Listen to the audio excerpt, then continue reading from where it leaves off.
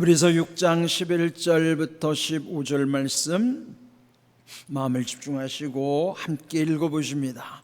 우리가 간절히 원하는 것은 너희 각 사람이 동일한 부지런함을 나타내어 끝까지 소망의 풍성함에 이르러 게으르지 아니하고 믿음과 오래 참음으로 말미암아 약속들을 기업으로 받는 자들을 본받는 자 되게 하려는 것이라. 하나님이 아브라함에게 약속하실 때에 가리켜 맹세할 자가 자기보다 더 큰 이가 없으므로 자기를 가리켜 맹세하여 이르시되 내가 반드시 너에게 복주고 복주며 너를 번성하게 하고 번성하게 하리라 하셨더니 그가 이같이 오래 참아 약속을 받았느니라. 아멘. 예수님을 믿고 하나님의 자녀가 되었다는 것이 우리에게는 얼마나 큰 은혜요 복인가. 여러분 감격하고 감동하면서 사시나요? 그런데 오늘 이 말씀의 제목을 그 사실을 깨달을 때 믿을 수 없는 꿈만 같은 사실이라는 것이죠. 자, 오래전에 복음성가 가사 중에 이런 가사가 있었어요. 지나간 날들 내게 말씀하며 앞날에 될 일 내가 들을 때 믿을 수 없는 꿈만 같은 사실 믿으니 이 세상 천국 같네. 네, 오늘 말씀 묵상하면서 문득 그 가사 중에 믿을 수 없는 꿈만 같은 사실이라는 그것이 마음에 새겨졌어요. 그리고 오늘 이 말씀 또한 믿을 수 없는 꿈만 같은 사실에 우리 일상에서 얼마나 감격하면서 살아가는가 하는 것이죠. 네, 세상에 신 존재를 논쟁할 때가 있어요. 우리가 믿는 하나님 또는 하나님 아닌 다른 신이 과연 세상에 존재할까? 네, 그에 대한 반응들은 크게 세 가지로 나타나요. 하나님 또는 신은 존재한다라고 믿는 유실론자들, 그러나 신이 없다고 생각하는 무신론자들도 있어요. 또한 있는지 없는지 난 모르겠다 그렇게 하는 것을 불가지론자라고 그래요.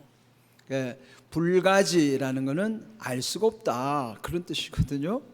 그러니까 이렇게 큰 세 가지 흐름 속에서 그렇다면 우리가 믿는 하나님과 하나님을 모르는 다른 사람들이 믿는 신들은 어떻게 다를까 하는 내용이죠. 오늘 이 본문에도 보면은 우리가 믿는 하나님이 어떤 분이신가 14절을 보면은 내가 반드시 너에게 복주고 복주며 너를 번성하게 하고 번성하게 하리라. 하나님은 복주시는 하나님이세요. 물론 다른 신을 섬기는 사람들도 복을 구하죠. 그렇다면은 우리가 믿는 하나님, 복주시는 하나님은 우리에게 어떤 약속 그리고 또 어떤 관계를 맺으시는 분인가 하는 것이죠. 최근에 아이들이 이제 자기의 미래가 불투명하니까 이제 농담으로 그런 얘기해요. 넌 뭐가 되고 싶니? 그럼 나는 재벌 아들이 되고 싶어. 그렇거든요. 자기가 재벌 아들 내려면 자기 아버지가 재벌이 되어야 되는데 이거 불가능한 것이죠. 근데 왜 그런 말을 할까? 재벌이 되면은 힘들지만은 재벌 아들은 누릴 게 많잖아요. 그러니까 아이들이 허황된 꿈이긴 하지만은 아버지 잘 만난 복을 만나고 싶다는 거죠.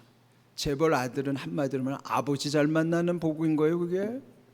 자, 그렇다면은 과연 우리가 예수님을 믿고 하나님을 아버지로 모시는데 그 아버지 하나님과의 관계의 복이 얼마나 클 것인가? 로마서 8장 15절을 보시면은 너희가 다시 무서워하는 종의 영을 받지 아니하고 양자의 영을 받았으므로 우리가 아빠 아버지라고 부르짖느니라 그랬어요. 이전에 하나님 몰랐을 때 우리는요 종의 영에 사로잡혀 있는 그런 마귀의 종 노릇하다가 마귀의 영에 사로잡혀 살았죠. 그런데 예수님 믿고 나서 우리에게는 양자의 영을 부어주셨다는 거예요. 이때 양자라는 것은 입양한 자식을 의미하는 거예요. 예전에 마귀 자식이었다가 이제는 하나님의 자녀 삼은 자로서의 양자예요. 그러면 양자의 영이 우리 가운데 있을 때 우리는 하나님을 아버지라 부를 수 있는 거예요. 그건 특권이에요. 그런데 여기에 아빠라는 표현은 물론 이 원어에서도 아바라는 표현이기도 하지만은 아이가 아빠에게 아무 이해관계 없이 천진난만하게 정말 사랑하는 관계에 부를 때 아빠라고 하는 거예요. 근데 하나님은 우리가 그렇게 친밀하기를 원하시는 거예요. 하나님을 아빠라고 부를 수 있을 정도로 우리는 하나님을 그렇게 부르는 특권이 있어요. 그러니 우리가 하나님의 자녀 됐다는 것은 아빠이신 하나님이 자녀인 나를 책임지시겠다는 약속이 그 속에 들어있는 거예요. 그 책임지신다는 것이 이 땅에서뿐만 아니라 천국까지. 그래서 우리는 하나님의 은혜 가운데 살아가는 하나님 자녀로서의 복이 얼마나 큰 것인가.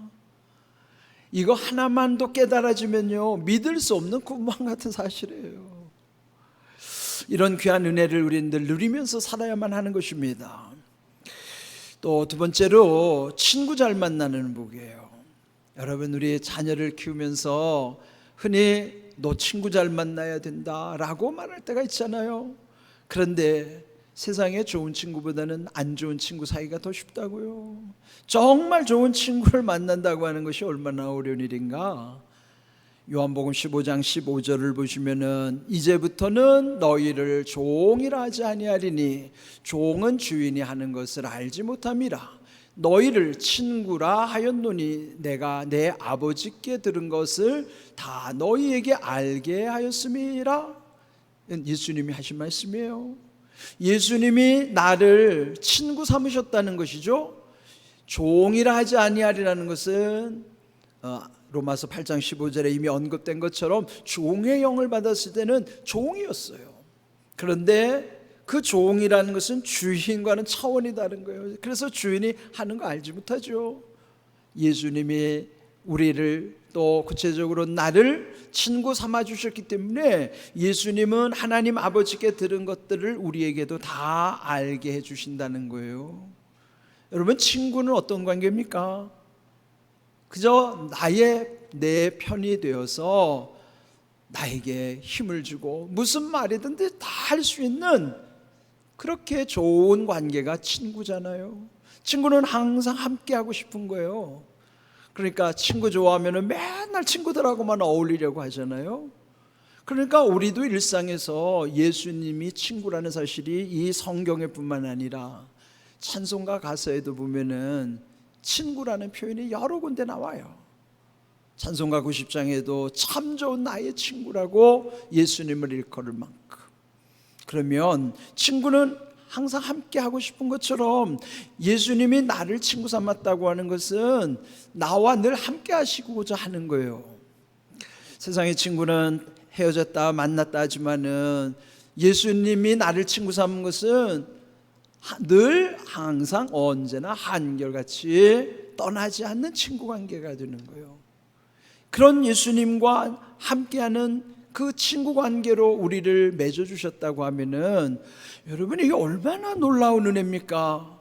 감히 우리가 하나님의 아들이신 예수님과의 친구 관계를 맺는다는 것이, 여러분, 이걸 깨달고 나면은 이것이 얼마나 믿을 수 없는 꿈만 같은 사실일까요? 우리는 이렇게 귀한 은혜 가운데 살아가는 사람들이에요. 우리가 이제 흔히 잘 아는 이야기 가운데 맹모 삼천지교라는 아마 그 교훈을 들어보셨을 거예요. 맹모라는 맹자의 어머니죠. 삼천이란 천은 옮길 천자예요. 그러니까 옮긴다는 건 이사 다닌다는 거예요. 3번 이사했다는 것이죠. 그런 것에서 얻는 교훈이 맹모 삼천지교. 그 교훈 가운데 보면요, 정말 새겨야 되는 내용이 있어요. 처음에 어린 이 맹자를 데리고 이사 간 곳이 그 공동묘지 주변에 살았던 거죠.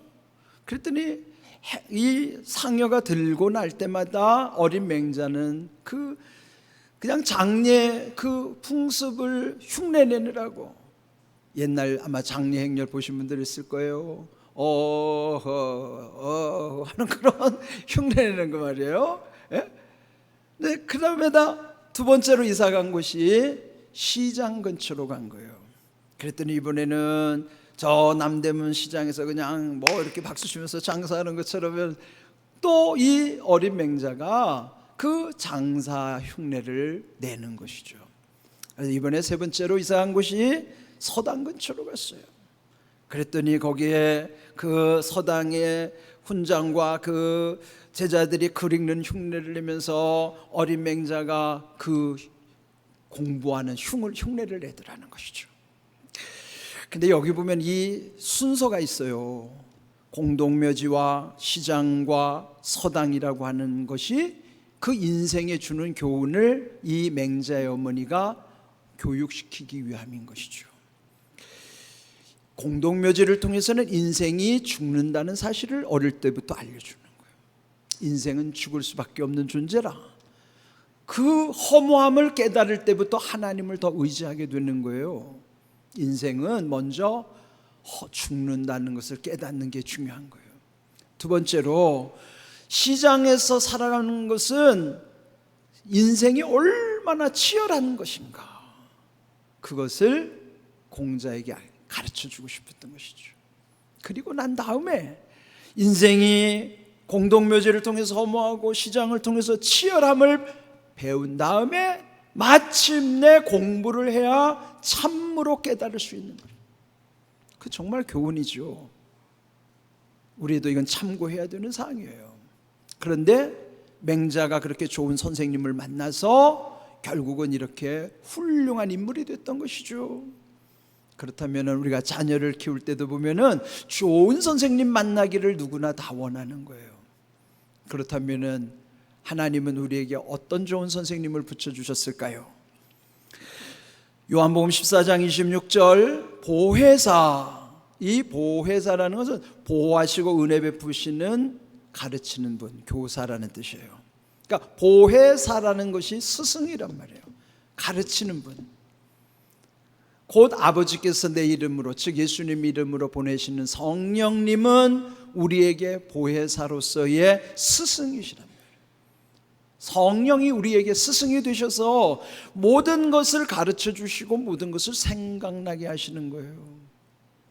우리는 이 땅에 사는 동안에도 성령님이 우리의 스승이 되어 주셔서 모든 것 가르쳐 주실 뿐만 아니라 생각나게 하시는 은혜 가운데 살아가게 하시는 거예요. 그렇다면은 세상 사람들은요, 이 아버지 잘 만나는 복, 친구 잘 만나는 복, 선생님 잘 만나는 복, 그 중에 하나만 있어도 얼마나 자랑하고 그렇습니까? 어떤 분들은요, 참 나는 복이 없다고, 박복하다고 한탄하는 사람 있죠. 또 어떤 여자분들은 그래요. 아, 남편 복 없는 땡땡은 자식 복도 없다고 그렇게 한탄하며 살아갈 때도 있어요. 그런데요, 예수님 믿고 하나님 자녀가 되면요, 박복하지 않아요. 그 자체가 얼마나 큰 복인데요. 왜요? 하나님을 아빠 아버지라고 부를 수 있는 특권뿐만 아니라 아버지 잘 만난 복, 예수님이 늘 나와 함께 하시는 친구이시니까 친구 잘 만난 복, 성령님이 나를 늘 나에게 모든 것을 가르쳐 주시고 생각나게 하시겠다는 그 좋은 선생님 만난 복. 여러분, 이 세 가지 복을 누린다는 것이 얼마나 놀라운 은혜입니까? 얼마나 큰 복이에요. 이 사실이 깨달아지는 사람에게는 정말 믿을 수 없는 꿈만 같은 사실이라고요.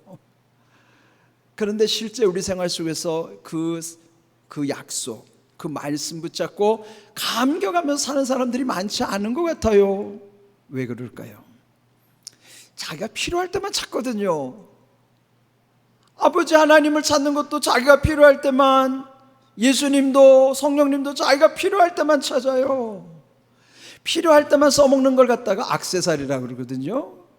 우리는 액세서리 하나님, 액세서리 예수님, 액세서리 성령님을 믿으니까 자기 필요할 때만 나타나는 사람 미워요, 안 미워요?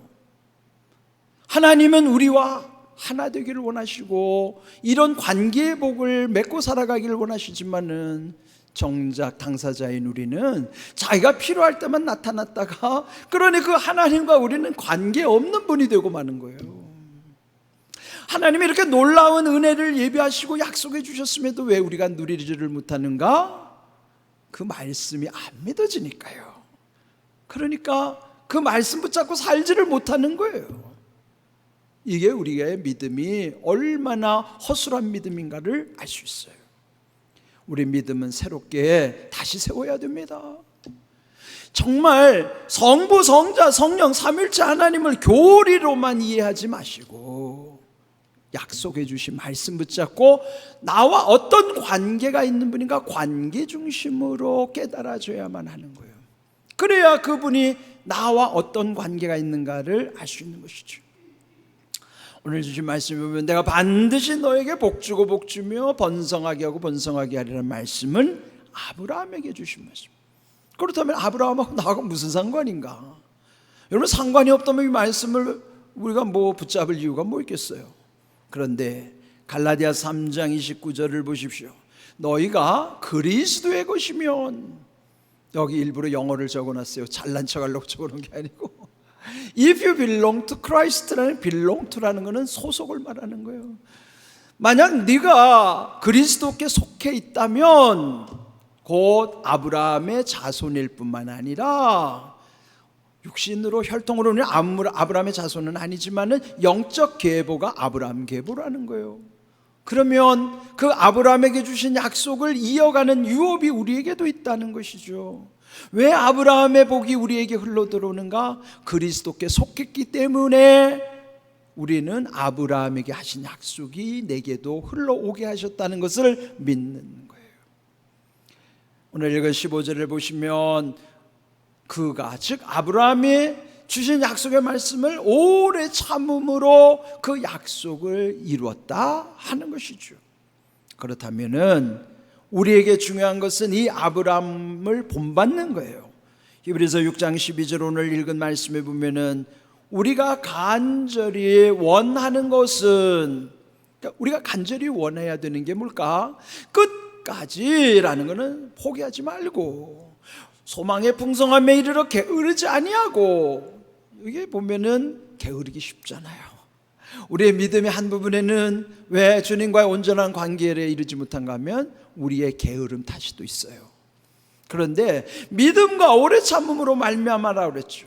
오래 참음은 그저 우리의 인간의 의지로도 어느 정도 참을 수 있지만은 믿음이 있어야만 이 말씀처럼 오래 참을 수가 있고 끝까지 참을 수가 있는 것입니다.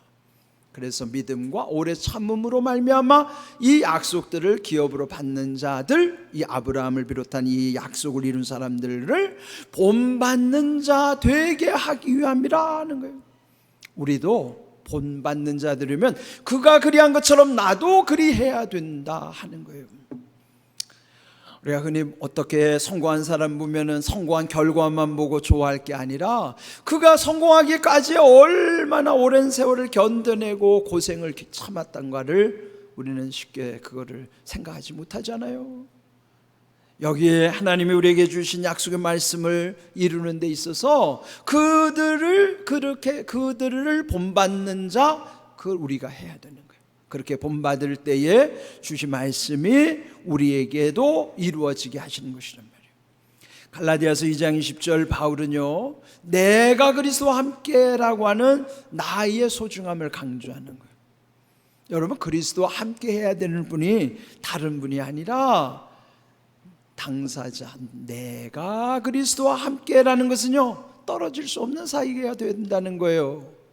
내가 그리스도와 함께, 그렇다면 떨어질 수 없는 그분 예수님과의 관계에서 첫 번째 들려가야 하는 곳이 있어요. 이건 누구나 거기는 필수 코스로 들려가야 돼요.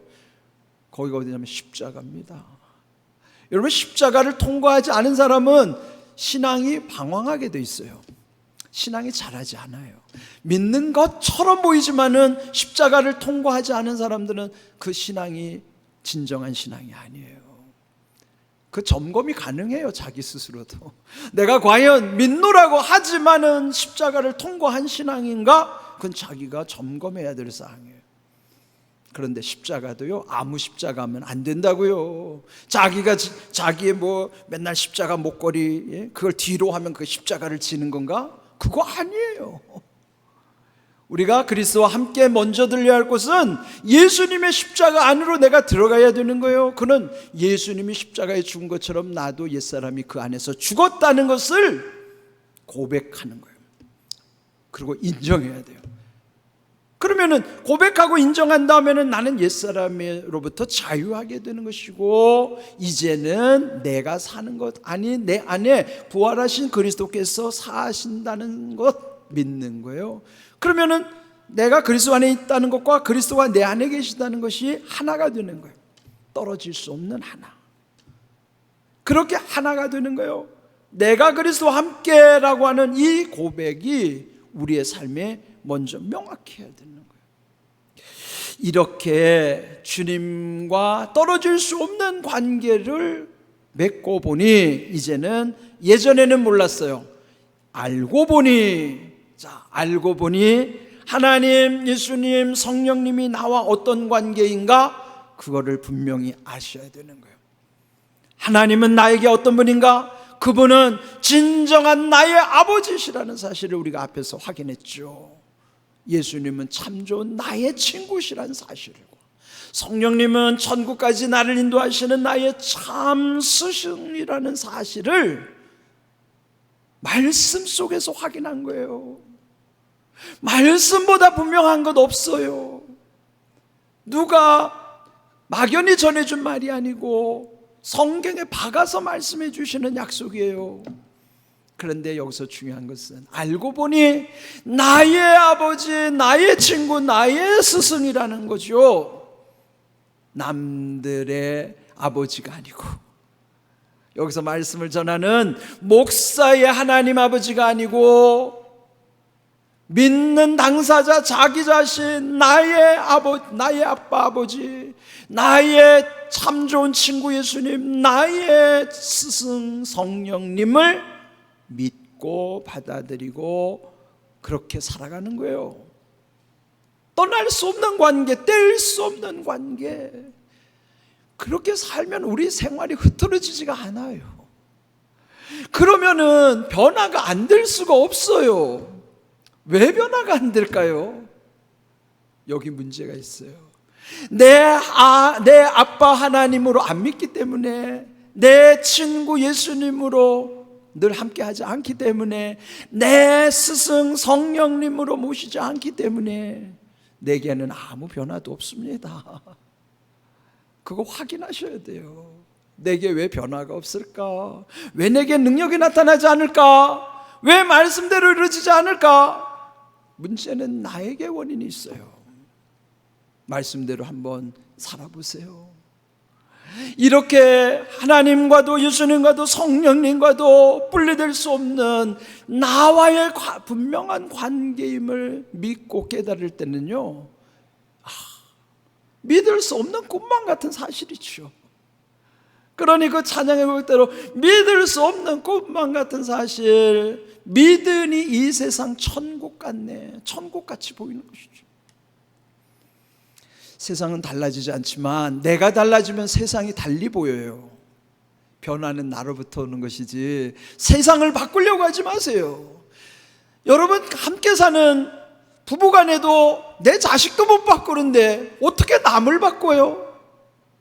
내가 바뀌어야지만 세상이 달리 보이는 거예요. 이렇게 나의 변화는 하나님과 예수님과 성령님이 나와 어떤 관계이신가가 분명해야만 그때부터 거기서 지혜도 능력도 내게 흘러오는 거예요. 이와 같이 이런 관계를 시편 25편 14절을 통해서 확인하십시다. 여호와의 친밀하심이 그를 경외하는 자들에게 있으며 그의 언약을 그들에게 보이시리로다. 여호와, 그분은 하나님 아버지세요. 그런데 나의 아빠 아버지이신 여호와와의 친밀하심이 어떤 자들에게 있는가요? 하나님을 경외하는 자들에게 있다는 거예요. 그 경외가 증거로 나타나야 돼. 지난주에도 경외를 강조했어요. 경은 하나님을 최고로 사랑함으로 우리 안에 모든 사랑의 관계가 온전해지는 것이고요, 왜라고 하는 것은 세상의 모든 두려움보다도 하나님을 가장 두려워함으로 세상의 모든 두려움을 이기게 하시는 은혜예요. 그렇다면 내 삶에 나는 하나님을 최고로 사랑하는가? 나는 하나님을 가장 두려워하는가? 그 증거가 있어야 돼요. 그 증거가 하나님과의 친밀함이라는 것이죠. 친밀이라는 것은 친한 정도가 빽빽할 밀자입니다. 빽빽하다는 건 뭐냐면 그 가운데 아무도 틈탈 수 없는 그런 관계가 친밀함이에요. 세상에서 가장 친한 관계, 아이들이 자기 친구를 요즘은 제일 친한 친구 찐친이라고 그러죠. 또 베스트 프렌드를 줄여서 베프라고 그러죠. 참으로 찐친이요, 참으로 베프는요 예수님밖에 없어요. 사랑과는 찐친인 것처럼 보이고 베프인 것처럼 보일 뿐이지 진정으로 참된 친구는 예수님밖에 없습니다. 이렇게 하나님을 경외하는 그 관계 속에 친밀함의 은혜가 임하는 것이고, 그럴 때 구체적으로 언약, 말씀의 약속이 언약이죠. 성경이 다 말씀의 약속인데 그들에게, 즉 하나님을 경외하는 자들에게 보여주시겠다라고 약속하시는 거예요. 보여주는 게 뭘까요? 그 증거들이 뿐만 아니라 내 삶에 그대로 이루어지는 표적을 주시겠다는 거예요. 내 삶에 이런 증거들이 나타나게 하시는 거예요. 그게 말씀대로 이루시는 은혜와 복을 내가 체험하는 거예요. 보여주니까 체험하는 거죠. 그러면 간증할 뿐만 아니라 누리게 하시는 은혜란 말이죠. 깨닫고 보니, 알고 보니 우리는 이렇게 믿을 수 없는 꿈만 같은 사실, 이 놀라운 은혜와 복을 약속받고 붙잡고 사는 사람인데도 실제로 우리는 그렇게 못 산다면 이거 우리 믿음 다시 돌아봐야 돼요. 액세서리 믿음 고쳐야 됩니다. 진짜 믿음으로 고쳐야 돼요. 그런 믿음 가운데 하나님이 얼마나 귀하게 우리 가운데 역사하시는지 여러분 이거 체험하셔야 돼요. 그런 믿음만 있으면요, 이 교회에서 정말 무슨 가식적인 믿음이라는 게 있을 수가 없죠. 남에게 보이고자 하는 믿음이 그게 무슨 믿음 아니잖아요. 경건의 모양만 갖추는 것은 믿음 아니잖아요. 경건의 능력이 나타나야 진정한 믿음이잖아요. 이런 귀한 은혜는 오늘 주신 하나님과 예수님과 성령님이 나와 어떤 관계인가를 분명하게 깨달을 때만이 그 말씀 속에서 풀려지는 은혜와 복, 구체적으로 체험하게 하시는 거예요. 여러분 이런 귀한 은혜를 이론으로만 알지 마시고요, 여러분의 삶에 적용하시고 적응하시는 믿음이 있기를 주님의 이름으로 축복합니다. 아멘.